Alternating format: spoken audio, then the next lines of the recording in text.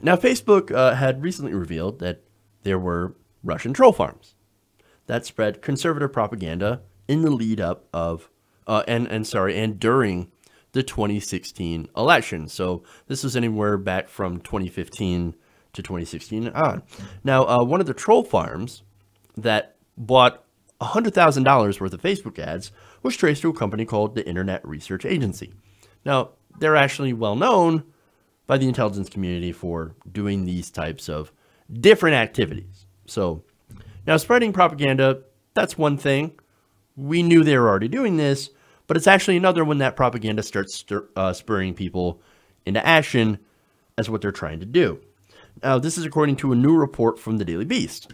Now, some of these trolls actually used Facebook's event management tool to remotely organize and promote political protest in the United States, including an August 2016 anti-immigrant, anti-Muslim rally in Idaho. That's very interesting. Now, a Facebook spokesperson confirmed to the Daily Beast that the social media giant had shut down several promoted events as part of a takedown described last week. The company declined to elaborate, except to confirm that the events were promoted with paid Facebook ads. Now, like I said, I reported on this last week. These troll farms linked to that company. That company is also funded by the Russian government, by the way, and they bought $100,000 worth of political ads. Now, look, in political ad spending in 2016 alone, that is a literal drop in the bucket. Okay. Nonetheless, this was an attempt to disseminate propaganda, which we know was targeted not at liberals, but at conservatives. This is conservative propaganda. In fact, this campaign was aimed at influencing people on social issues, LGBT rights, and now apparently immigration. And we can see the direction where they went with this. Now, one of the events I mentioned was in Idaho, and it was on August 27th, and it was a rally set to take place in a town that was known to welcome Syrian refugees. Now, the rally event's description is as follows. This is due to the town of Twin Falls, Idaho, becoming a center of refugee settlement, which led to the huge upsurge of violence towards American citizens. Now, I have to note that there's no factual information in that sentence. There has been no spike of violence against American citizens in Twin Falls. That's just not true. But nonetheless, they said it is a crucial draw to society's attention of this problem, that problem apparently being immigration and accepting refugees who are fleeing from ISIS. Now, they say that we must stop taking in Muslim refugees. We demand open and thorough investigation of all the cases regarding Muslim refugees. Not only that, but all government officials who are covering up for these criminals should be fired. Now, this event was hosted by a Facebook page called Secure Borders. Now, that is an anti-immigration community that just happened to have been outed in March as a Russian front group. Fascinating. That Facebook page had 133,000 followers on Facebook when it was closed last month. Now, what's funny about this is how much reaction it got. Again, they spent money on this. They organized this rally. Let me show you what the results were. And this is hilarious. 48 people clicked that they were interested. Yet only 4 said they went to city council chambers that day. 4 people. Sad. Now look, that is not enough. Based on this, whatever propaganda and whatever effect the Russians had on the election, well, you can pretty much see what effect it's had on other things. Not very big. Not very much. So you can't really make the argument that, oh, Russia, they stole the election from Hillary Clinton. They probably tried, but they didn't steal the election. No, Hillary Clinton, and I'll get into that, but the biggest part of Hillary Clinton's loss is Hillary Clinton. So let me just put that out there right now. Now, back to the article. Facebook did not explain if the several promoted events were upcoming ones at the time of the account deactivation or were events that had already occurred at the time of deactivation, but the spokesman confirmed that the promoted events were indeed paid events.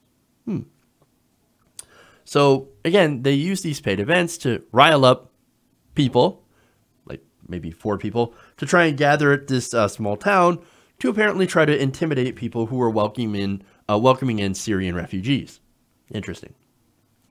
Now, the event also played on people who spread fear about refugees, like Breitbart, Alex Jones, WorldNet Daily, who had actually pushed a series of stories implying that immigrants were taking over Twin Falls since the beginning of 2016. Now, this is interesting. This feeds right into the right-wing narrative, okay? Now, a WorldNet Daily writer had called Chobani, who was based in that area, their plan to hire immigrants to work at the Twin Falls plant a, quote, Islamic surge. In a January piece, once titled, American Yogurt Tycoon Vows to Choke U.S. with Muslims. Oh my God, they're going to choke us with Muslims. The Muslims are coming to Twin Falls. They're going to take over. Quick, let's get this Russian Facebook page to organize a protest that 4 people are going to show up. It's so sad. So sad.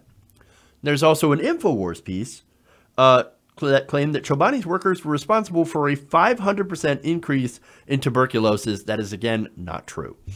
Alex Jones also said, and this is funny because after that piece came out, well, here comes Chobani saying, that's bullshit. We're going to sue your ass. And they did. What's funny is that in response, Jones said, I'm not backing down. I'm never giving up. I love this. And that I'm choosing this as a battle. On this, I will stand. I will win. Or I will die.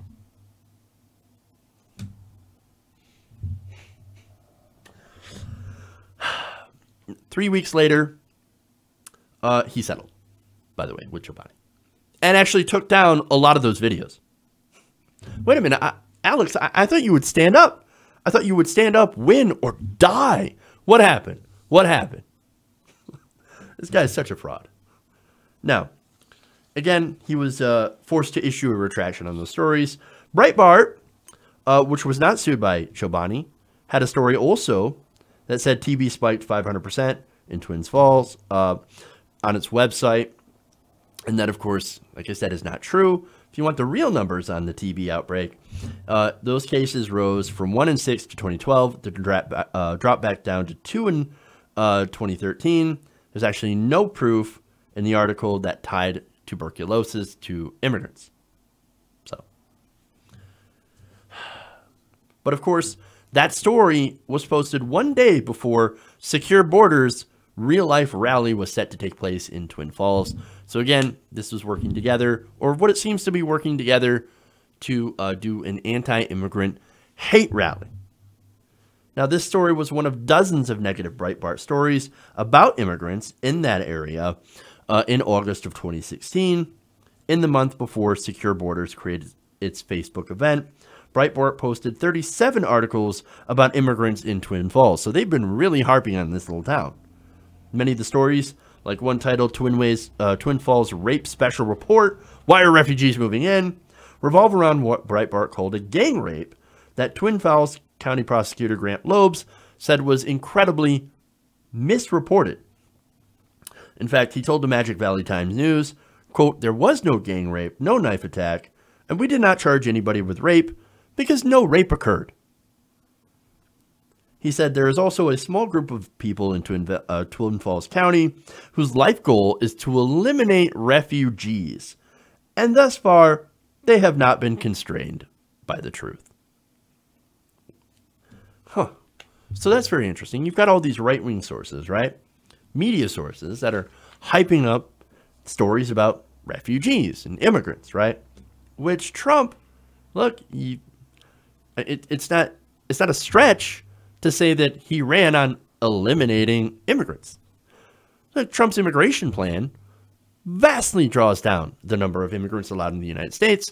And not only that, but he tried to ban Syrian refugees. He tried to ban Muslims coming into the United States. So that was a stated goal of his.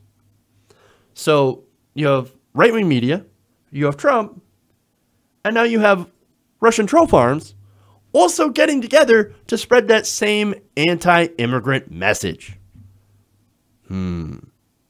Interesting.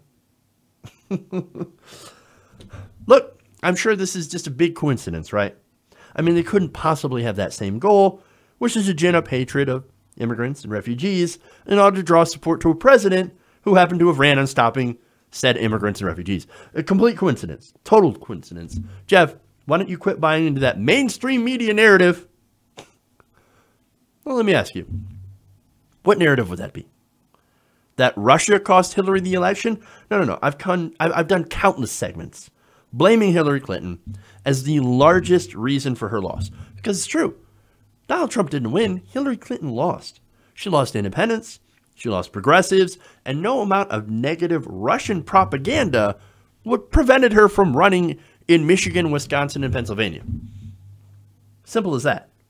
So you want to blame something for Trump's election? Blame her. You could also blame the Electoral College.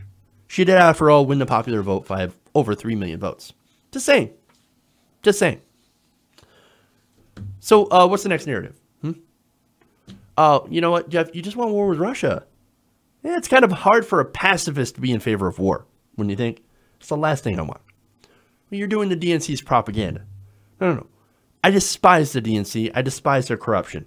Corruption that I talked about, where they screwed Bernie Sanders out of a nomination by running a stacked unfair primary, which they've admitted to in the DNC fraud lawsuit. No. The reason I talk about this is not to advance anybody's agenda.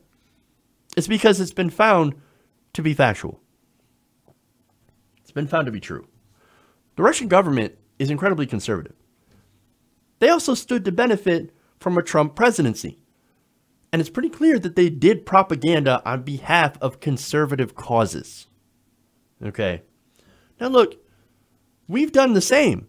I'm not vilifying just Russia.